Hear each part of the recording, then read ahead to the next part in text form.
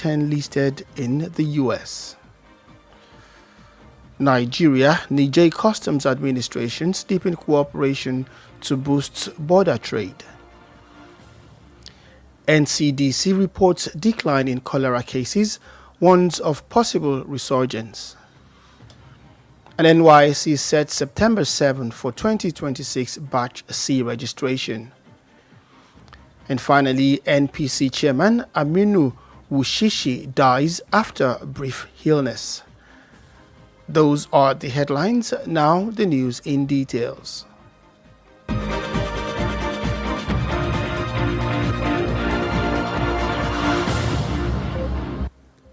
On the news this evening, 36 Nigerians have been deported from 4 European countries in a joint operation that saw 41 people flown to Nigeria and Ghana. According to an Austrian news outlet today, 3 Nigerians were deported from Austria, while 29 Nigerians were deported from Germany, 2 Nigerians from Luxembourg, and 1 Nigerian from Hungary. The deportees were flown out on a chartered flight between Wednesday night and Thursday morning, with Lagos in Nigeria and Accra in Ghana listed as the destinations. Germany organized the operation, with Austria, Luxembourg, and Hungary also participants in the chartered operation. Also, United States Immigration and Customs Enforcement has added 10 Nigerians to the Department of Homeland Security's worst of the worst register, with individuals listed for offenses ranging from fraud and identity theft to child-related and drug offenses. The latest update was seen by newsmen today on the official DHS website, which identifies the individuals as criminal immigrants arrested by ICE. Also on the news this evening, the customs administrations of Nigeria and Niger Republic are engaging in discussions to address challenges hampering trade along the Kamba-Tungan-Giado border corridors. Recall that a trade delegation from Nigerian Customs was recently hosted by the Nigerian Customs Service at the command headquarters in Abuja to deliberate on emerging issues affecting trade along the corridor, with a view to facilitating legitimate trade, generating revenue, and bringing relief to communities on both sides of the border.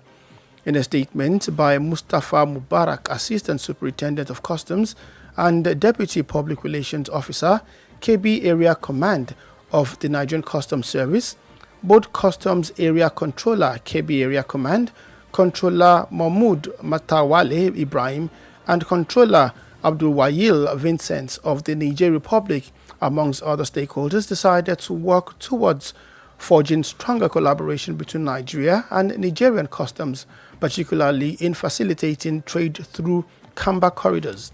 He noted that insecurity along the Burkina Faso and Togo routes, as well as the prevailing diplomatic situation with Benin Republic, had disrupted trade. He therefore appealed for increased legitimate exports through Kamba to boost revenue and ease economic hardship for communities along the corridor and beyond.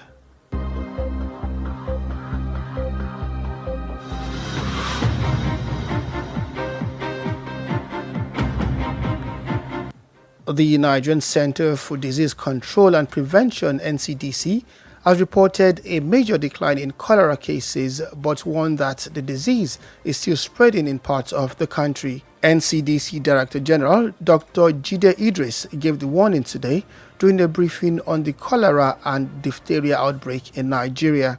Idris said more than 65,000 suspected cholera cases had been reported in 35 states and around 195 local government areas since the beginning of the year. Although the number of cases had fallen, he said the death rate among reported cases was much lower than during the same period last year. He warned that cholera infections could rise again between late August and October because of the rainy season and possible flooding.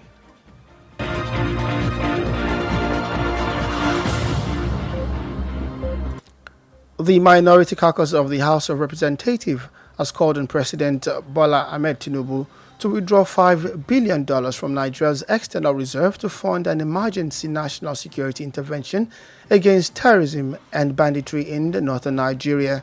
The lawmaker, in a statement signed by their leader, Honorable Frederick Agbedi, And spokesperson Honorable Afam Victor Ogene said the proposal was necessary to address the rising cases of killings, kidnappings and attacks across the northern states. The caucus also expressed concern over the abduction of school children in Borno State, with some families still waiting months for their children to be rescued. It urged the president to move beyond condemnation of attacks and replicate on a larger scale the intelligence-led operation that rescued abducted school children and teachers in Orire local government of Oyo State. The lawmaker called for affected areas to be placed under sustained security operations, with troops dominating the territories and conducting continuous operations in forests, hideouts and criminal enclaves where terrorists and bandits operate.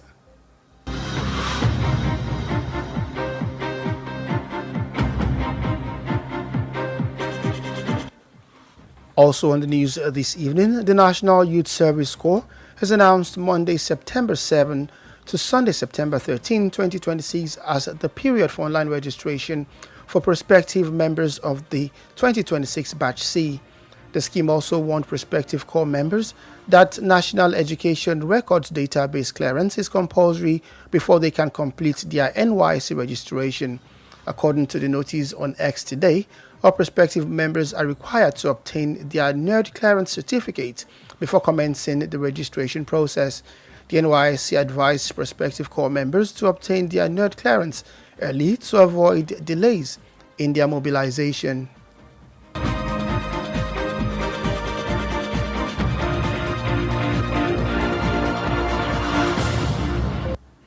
And on a side note now, Chairman of the National Population Commission, NPC, that's Dr. Aminu Wushishi, has died. Wushishi reportedly died today, August 28, 2026, after a brief illness.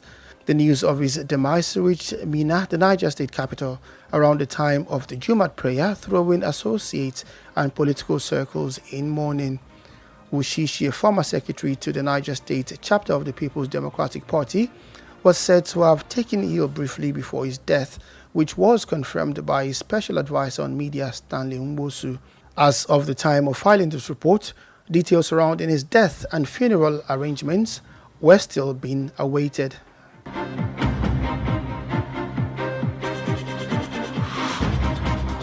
And finally, on the news this evening, the African Democratic Congress ADC presidential candidate Atiku Abubakar has dismissed concerns about his age ahead of the 2027 presidential election, challenging critics to assess whether he looks like a man approaching 80.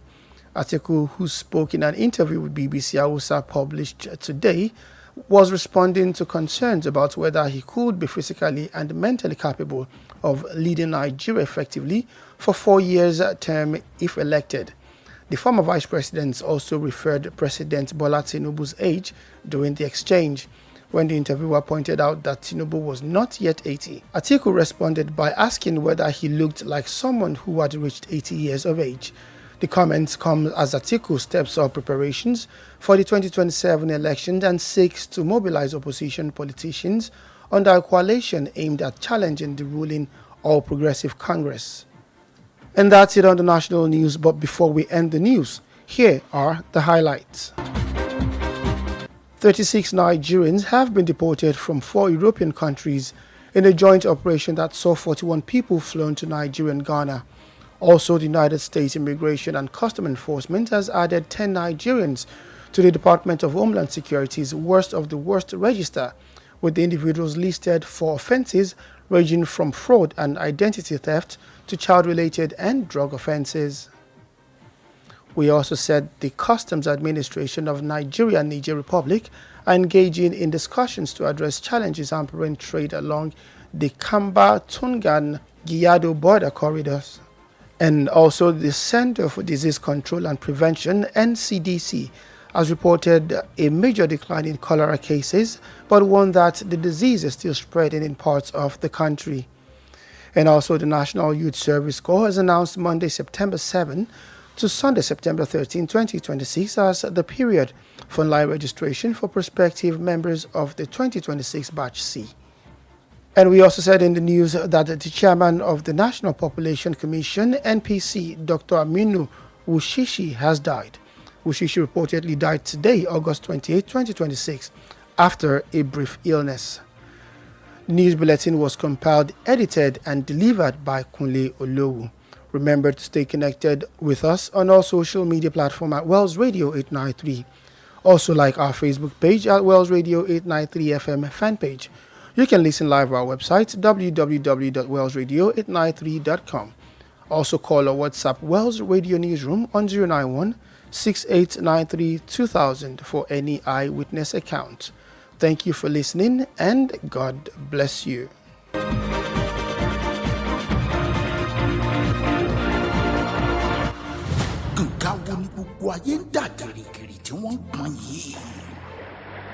West Radio 89.3 FM Kanga Agbemagbe.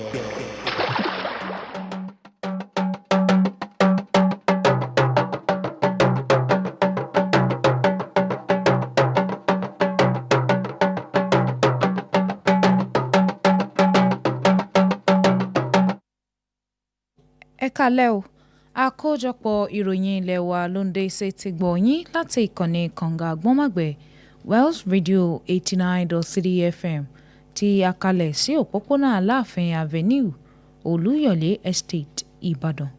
Oyè Ọlọ́run Adegoke ni oníròyìn yín. Ṣáájú ẹ̀gbọ́n àwọn kókó tó wà nínú ìròyìn náà. Àwọn ọmọ orílẹ̀-èdè Nàìjíríà 36 ni wọ́n ti dá padà wálé láti ilẹ̀ Yúróòpù nígbà tí orílẹ̀-èdè Amẹ́ríkà ṣe àtòjọ àti àkójọpọ̀ àwọn 10 níye.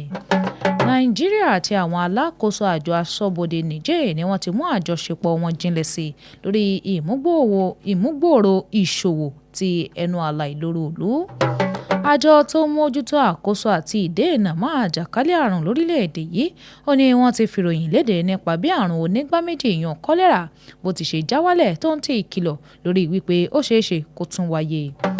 Àjọ tó ń rí sí ọ̀rọ̀ ìsìnrú ìlú lórílẹ̀‐èdè yìí ó ní wọ́n ti ṣètò ọjọ́ 7 oṣù kẹsàn-án fún ìforúkọsílẹ̀ ti ìpele kẹta àwọn tí ó sìnrú ìlú fún tọdún 2026. Alága àjọ tó ń rí sí ètò ìkànìyàn lórílẹ̀‐èdè yìí ẹni tí í ṣe Aminu Wushishi òun ló ti jáde láyé lẹ́yìn àìsàn eléyìí tó ṣe fún ìgbà díẹ̀. Ní báyìí ẹ gbọ́ ìròyìn náà lẹ́kùnrẹ́rẹ́.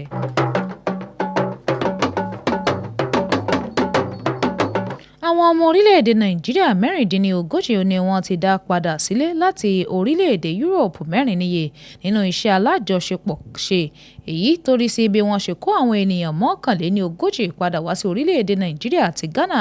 Gẹ́gẹ́ bí ilé-iṣẹ́ ìròyìn Austria ṣe fi léde lónìí, àwọn ọmọ orílẹ̀-èdè Nàìjíríà 3 ó ní wọ́n dá padà wálé láti ìlú Austria, 29 níye ó ná dá padà láti ìlú Germany, 2 láti ìlú Luxembourg àti 1 láti ìlú Hungary. Àwọn ènìyàn ọ̀hún ó ní wọ́n fi ọkọ̀ òfurufú kó wọn wá sílé láàrin alẹ́ ọjọ́rú sí òwúrọ̀ ọjọ́bọ̀. Orílẹ̀-èdè Germany ló ṣètò iṣẹ́ náà pẹ̀lú Austria tó fi mọ́ Luxembourg àti Hungary eléyìí tí àwọn náà kópa nínú ètò ìdápadà sílé ọ̀hún. Bákan náà ó ní ẹ̀ka aláàbò tó ń rí sí ìwọléwọ̀de lórílẹ̀-èdè Amẹ́ríkà ni wọ́n ṣàfikún òǹkà àwọn ọmọ orílẹ̀-èdè Nàìjíríà 10 níye fún àwọn ikọ̀ aláàbò ìlú ọ̀hún lórí àkójọpọ̀ orúkọ àwọn ẹlẹ́ṣẹ̀ eléyìí tí wọ́n ṣẹ̀ṣẹ̀ jìbìtì, olè, ẹ̀sùn tó ní í ṣe pẹ̀lú ìdánimọ̀ pẹ̀lú ẹ̀sùn mìíràn eléyìí tó rọ̀ mọ́ tàwọn ọmọdé àti ìrúfin ẹ̀sùn tó ní í ṣe pẹ̀lú ti ogun. Àjọ aṣọ́bodè Nàìjíríà àti ti Niger ó ní wọ́n ti jíròrò lórí ọ̀nà láti wá ojútùú sí ìṣòro eléyìí tí ń ṣe ìdílọ́wọ́ ìṣòwò lọ́nà ẹnu ààlà ìloro ìlú Kamba sí Togangiado. Tẹ́ ẹ bá gbàgbé ẹ ó rántí pé ìgbìmọ̀ aṣojú fún ọ̀rọ̀ okòwò láti iléeṣẹ́ àjọ aṣọ́bodè Niger ní olú iléeṣẹ́ ìpàṣẹ àjọ aṣọ́bodè Nàìjíríà gbà wọ́n lálejò láìpẹ́ yìí lórí ọ̀nà láti wá nǹkan ṣe sí ìṣòro eléyìí tó ń ṣe ìpalára fún agbègbè ìṣòwò náà pẹ̀lú àfojúsùn tó dá lórí mímú okòwò eléyìí tó fẹsẹ̀ múlẹ̀ gbòòrò sí tó fi mọ́ pípa owó wọlé sí àsùnwọ̀n ìjọba àti mímú ìtura bá àwọn ìlú tó wà lẹ́gbẹ̀ẹ́ méjèèjì ẹnu ìloro náà.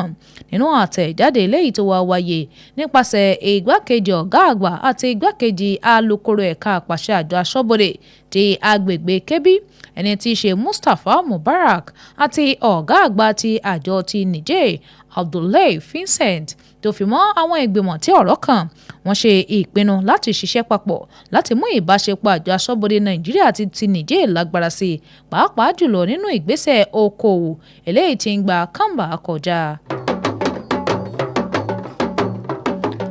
Àjọ tó ń mójútó àkóso tó ń ti ìdènà mọ́ àjàkálẹ̀ àrùn ní Nàìjíríà ìyẹn àjọ NCDC ó ní wọ́n ti fìròyìn léde lórí bí àrùn onígbáméjì kọ́lẹ́rà bó ti ṣe já wálẹ̀ tó sì ti dínkù lórílẹ̀‐èdè yìí ṣùgbọ́n wọ́n fi kìlọ̀ léde lórí bí ó ṣe ṣeé ṣe kí àrùn náà kó sì tún tàn ká láwọn apá ibì kan lórílẹ̀‐èdè yìí.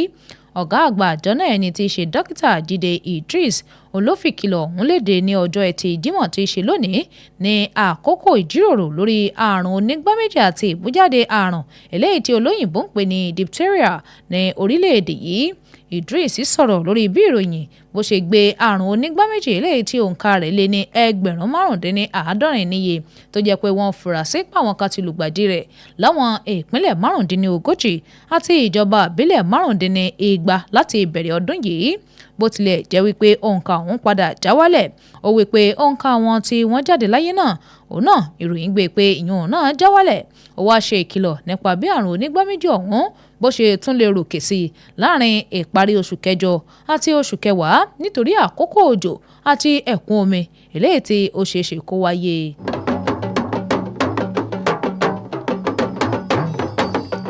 Igun tó kéré jùlọ nílé aṣojú-ṣòfin náà ti ké pe ààrẹ Bọ́lá Tinubu láti gba bílíọ̀nù 5 owó ilẹ̀ òkèrè dọ́là nínú ìpamọ́ àsùnwọ̀n òkèrè orílẹ̀-èdè Nàìjíríà láti fi sínú ìṣúná pàjáwìrì tó ní í ṣe pẹ̀lú ìdásí ètò ààbò orílẹ̀-èdè yìí lòdì sí ìgbésùnmọ̀mí àti ìgbébọn ní apá àríwá orílẹ̀-èdè Nàìjíríà. Àwọn aṣòfin ọ̀hún nínú àtẹ̀jáde eléyìí tí adarí wọn Frederick Agbebe àti agbẹnusọ wọn Afam Victor Ogene tó buwọ́lù níbẹ̀ ni wọ́n ti sọ̀rọ̀ nípa bí àbá náà bó ti ṣe ṣe kókó láti yanjú ohun tí ń ròkè lórí ìpànìyàn ìjínigbé tó ń ti àwọn ìkọlù mìíràn ní àwọn ìpínlẹ̀ tó wà ní apá àríwá. Àwọn igun ọ̀hún tún ṣàfihàn ìkọminú wọn lórí ìjínigbé àwọn akẹ́kọ̀ọ́ tó wáyé ní ìpínlẹ̀ Borno pẹ̀lú bọ́n ti pa àwọn mọ̀lẹ́bí wọn sì ń dúró de wípé kí wọ́n dóòlà àwọn ọmọ àwọn wálé. Wọ́n wá rọ ààrẹ láti gbé ìgbésẹ̀ eléyìí tó kọjá bíbu ẹnu àtẹ́lu ìkọlù kí wọ́n sì gbé irú ìgbésẹ̀ ọ̀tẹlẹ̀múyẹ́ eléyìí tó yọrí sí bí wọ́n ti ṣe dóòlà àwọn akẹ́kọ̀ọ́ tó ń ti olùkọ́ ní ìjọba àbílẹ̀ Oríire ní ìpínlẹ̀ Ọ̀yọ́. Àwọn aṣòfin ọ̀hún wọ́n pè fún ààbò láwọn agbègbè tí ọ̀rọ̀ kàn láti jẹ́ kí àwọn ọmọ ológun kí wọ́n gba gbogbo agbègbè náà kan tó fi mọ́ ìtẹ̀síwájú iṣẹ́ wọn nínú igbó àti ibùba ìfarapamọ́ eléyìí tí àwọn agbébọn àti àwọn agbésùnmọ̀mí ọ̀hún tí wọ́n lò ti ń ṣọṣẹ́.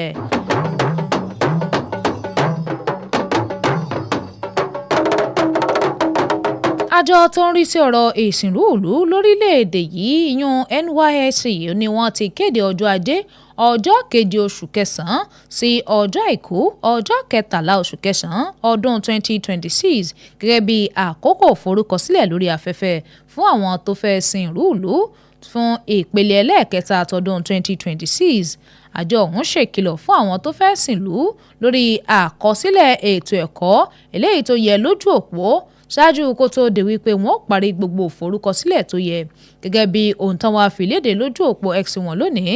Gbogbo àwọn tó fẹ́ sìnlú wọ́n nílò láti gba ìwé ẹ̀rí alákọsílẹ̀ ètò ẹ̀kọ́ ti NAED ṣáájú kó tó di pé wọ́n bẹ̀rẹ̀ ètò ìforúkọsílẹ̀ láti má bàa jẹ́ kí ìwé ẹ̀rí ọ̀hún kó má bàa ṣe ìdílọ́wọ́ fún wọn ní àkókò eléyìí tí wọ́n bá gbà wọ́n wọlé.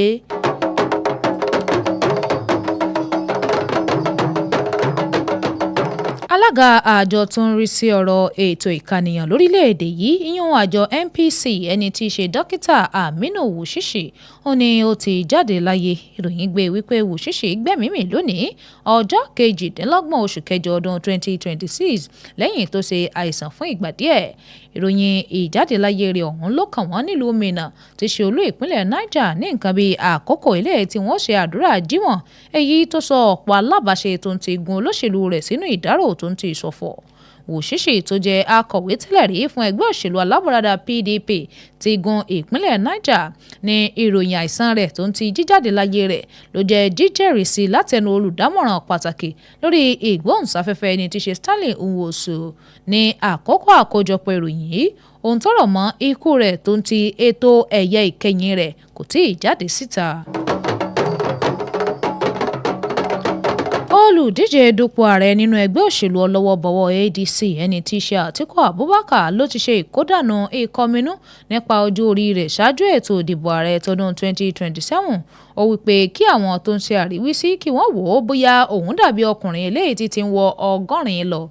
Àtíkù sọ̀rọ̀ náà nínú ìfọ̀rọ̀wánilẹ́nuwò èyí tí wọ́n fi léde ní òní ọjọ́ Ẹtì Jímọ̀ nígbà tí ó ń fèsì lórí ìkọminú eléyìí tó ní í ṣe pẹ̀lú bóyá ló kájú ẹ̀ láti darí orílẹ̀-èdè Nàìjíríà nínú ara tòǹtì ọpọlọ fún ọdún 4 bó bá ṣeéṣe bóyá wọ́n yàn án sípò. Ìgbákejì ààrẹ tẹ́lẹ̀ rí ọ̀hún ó tọ́ka sí ọjọ́ orí ààrẹ Bọ́lá Tinubu nínú ìfọ̀rọ̀wánilẹ́nuwò náà ní àkókò tí olùfọ̀rọ̀wánilẹ́nuwò tọ́ka sí wípé Tinubu kò tí ì wọ 100 ọdún. Àtíkù fèsì nípa bíbéèrè bóyá òun náà dàbí ẹni tó ti ń wọ 100 ọdún lọ.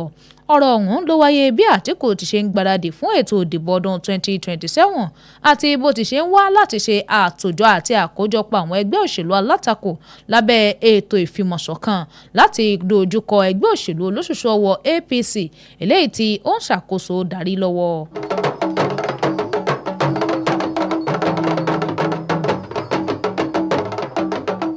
Èyí lópin àkójọpọ̀ ìròyìn ilé wa fún ti alẹ́ òní ṣùgbọ́n kí n tó máa lọ ẹ̀gbọ́n àwọn kókó tó wà nínú ìròyìn náà lẹ́ẹ̀kan sí i.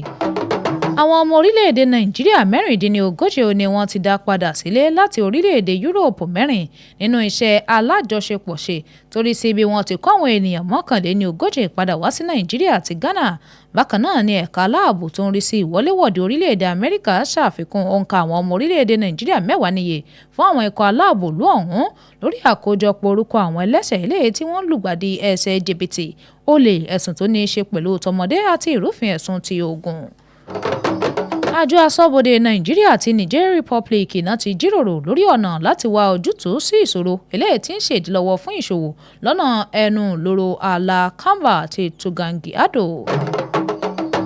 Àjọ tó mójútó àkóso àti ìdènà mọ́ àjàkálẹ̀ àrùn ní Nàìjíríà yan NCDC ọ̀nà ti fìròyìn léde lórí bí àrùn onígbáméjì kọ́lẹ́rà bó ti ṣe já wálẹ̀ èyí tó mú dínkù lórílẹ̀‐èdè yìí ṣùgbọ́n wọ́n fi ìkìlọ̀ léde lórí bí ó ṣe ṣeé ṣe kí àrùn náà kó sì tún tàn ká láwọn apá ibì kan lórílẹ̀‐èdè Nàìjíríà.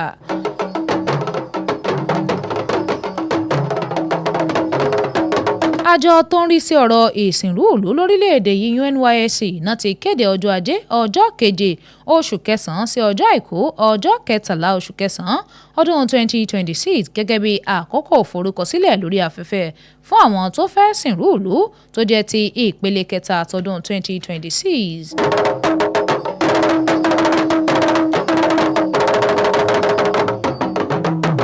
Alága àjọ tó ń rí sí ètò ìkànìyàn lórílẹ̀‐èdè yìí yún àjọ NPC ẹni tí í ṣe dókítà Aminu Wushishi ó ní ó ti jáde láyé. Ìròyìn gbé wípé Wushishi gbẹ̀mí-mì lónìí ọjọ́ 28 oṣù kẹjọ ọdún 2026 lẹ́yìn tó ṣe àìsàn fún ìgbà díẹ̀. Èyí lópin àkójọpọ̀ ìròyìn ilé wa fún ti alẹ́ òní. Àkójọpọ̀ tó ń ti àtúntò ìròyìn náà ló wáyé látọwọ́ Kunle Olowu. Ẹ darapọ̀ mọ́ wa lójú òpó ayélujára wa gbogbo Wells Radio 893. Bákan náà ẹ bá wa nífẹ̀ẹ́ kẹ́ẹ̀sì bá wa pín káàkiri lójú òpó ìkànnì ìbánidọ́rẹ̀ẹ́ Facebook wa Wells Radio 893 FM fanpage lórí ìtàkùn àgbáyé www.wellsradio893.com. Oyè Ọlọ́run Adegoke lóníròyìn yín. Ẹ ṣeun tẹ́ ń gbọ́ wa o. Ọlọ́run yóò bùkún fún yín. Oorun ayọ̀ lásùn.